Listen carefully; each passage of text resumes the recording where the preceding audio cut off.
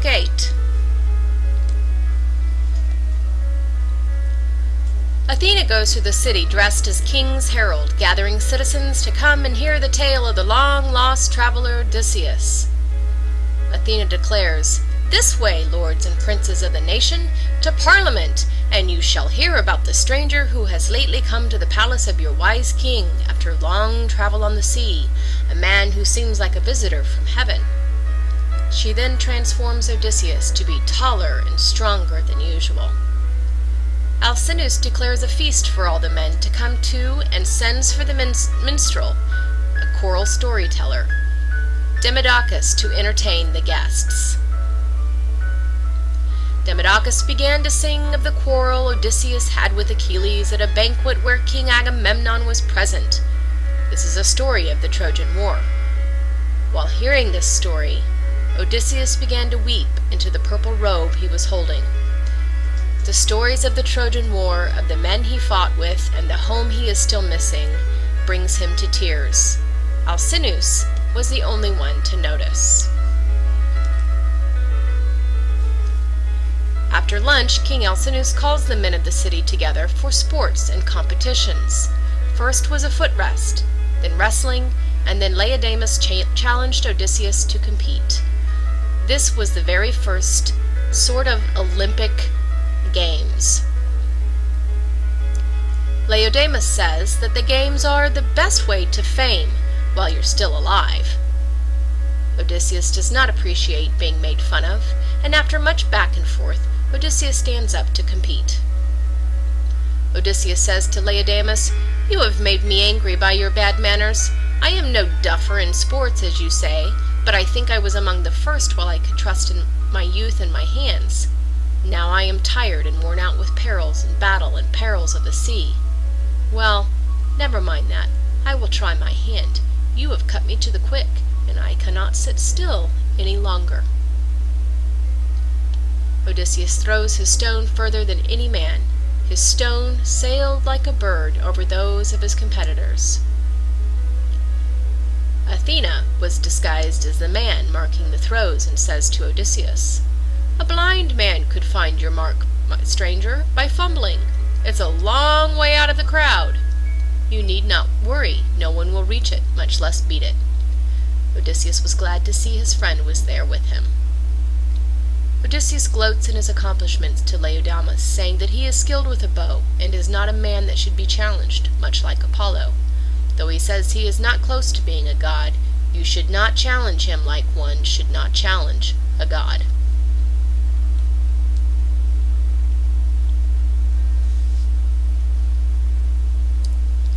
In order to change the subject, Laodamas affirms Odysseus in his victory, saying that he hopes Odysseus will one day speak of them at his dinner table like they would appreciate hearing about his other adventures at another feast. They go back in to eat, and the minstrel begins singing again. Demodocus sang of the love between Ares and Aphrodite. Aphrodite was married to Lord Hephaestus before she was seduced with the gifts by Ares. Helios, the sun, saw the affair and told Hephaestus. In an attempt to catch Ares in his bed, Hephaestus set up a webbed trap so that when he came to see Aphrodite they would be caught. And when Hephaestus had left, Ares entered the home to be with Aphrodite. Upon laying on the bed, they were both caught in the trap. Hephaestus calls on the gods to come and see what the daughter had done to her crippled husband. And the gods stood in the doorway laughing, saying to one another, "Honesty is the best policy. Slow catches quick, as now slow old Hephaestus has caught Ares, the quickest god in Olympus. The lame dog wins by his wits. Now there's damages due to the cuckold." Poseidon asks to have the lovers released with a promise to garner their debt at a later date, and Hephaestus angrily complies.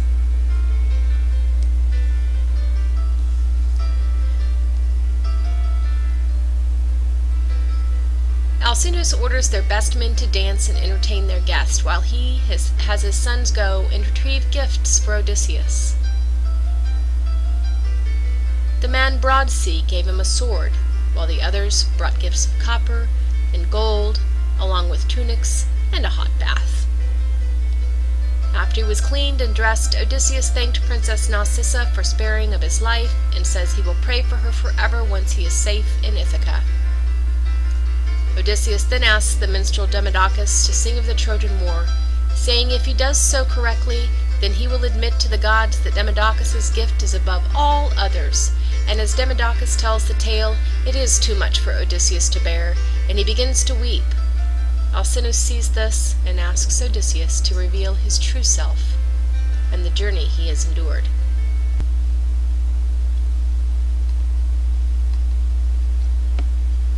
In your composition notebooks, take the following notes.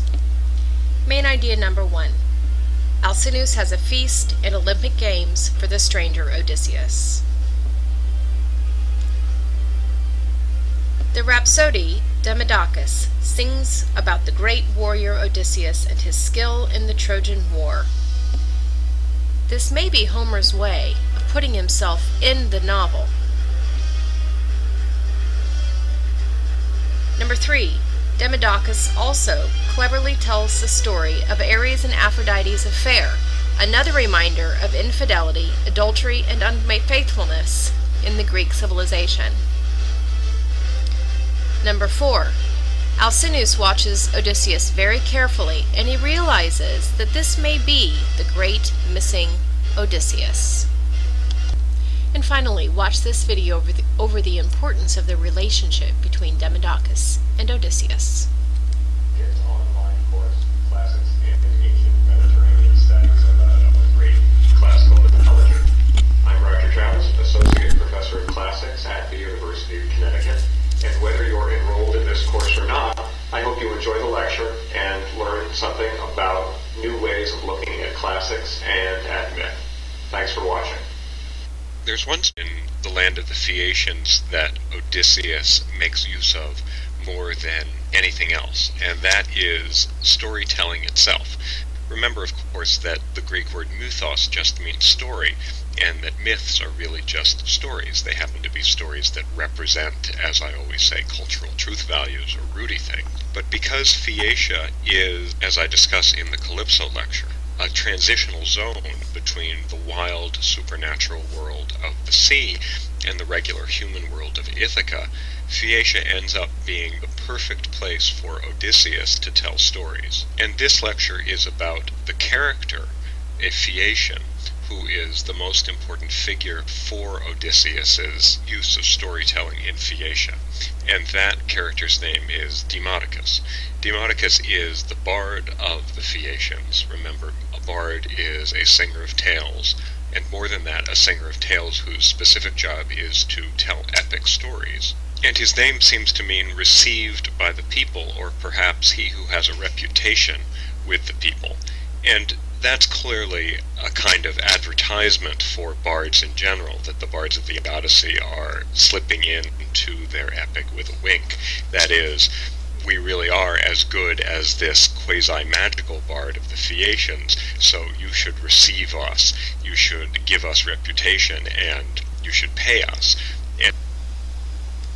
And more than that, and more specifically, you should feed us the way that Odysseus feeds Demodocus in Book 8 of the Odyssey. You may remember that moment where he gives to Demodocus the choicest cut of meat and asks for a special request, as if he's saying, play Freebird to Demodocus. But the special request he makes, as we'll see, is much more specific and much more important to him than Freebird would be.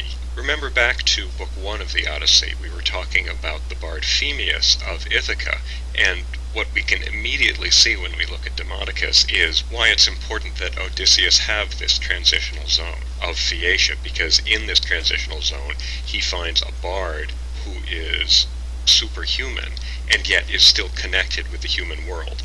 And that's essential because the thing that Odysseus is going to get by way of Demodocus is called kleos, and that's the Greek word for glory, but it really is closer in meaning to our word fame because it's closely related to a word kluo, a verb that means to listen. That is, in order to have glory as an epic hero among these singers of tales whose job is to sing epic, you have to make sure that other people are going to hear about you. And so whenever Odysseus is talking about what it means to be an epic hero, he almost always will talk about kleos, about this thing that can only be given by bards, or by people who do the same thing that bards do. And that's going to be really important, because Odysseus is going to show that he himself is quite capable of doing what bards do. He himself is, in certain ways, even a better storyteller than this magical bard, Demodocus. In the end, the most important reason to have Phaeacia be this semi-magical transitional zone is so that Odysseus can find Demodocus there and use Demodocus as a sort of kleos machine.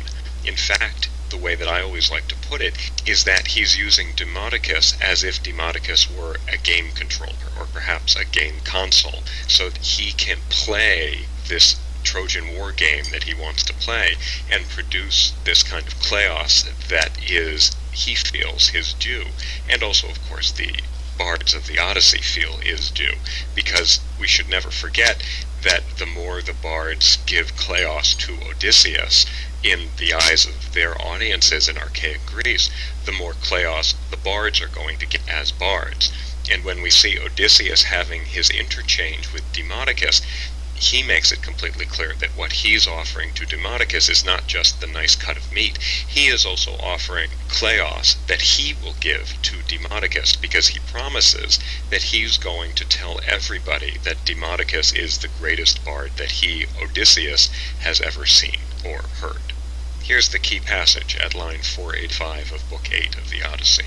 Odysseus the resourceful spoke to Demodocus, saying, Demodocus, above all mortals beside, I prize you. Surely the Muse, Zeus's daughter, or else Apollo has taught you.